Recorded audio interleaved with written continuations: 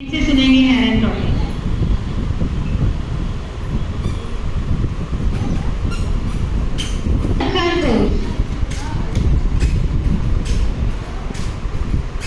एक जंगल में एक कछुआ और दो खरगोश रहते थे। दोनों बहुत अच्छे फ्रेंड थे। एक दिन दोनों साथ में घूमने लगे। एक साथ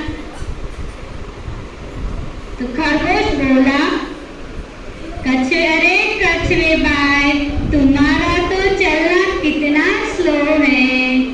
तो कछुआ बोलता है, चलो ना खरगोश भाई, एक रेस हो जाए। हाँ चलो, स्टार्ट, गो।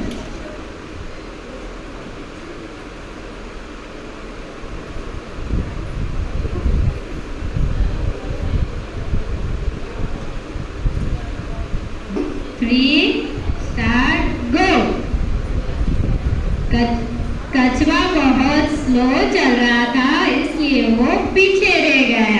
खरगोश वो खुद ही मार के जल्दी दौड़ रहा था, तो वो जल्दी चला गया।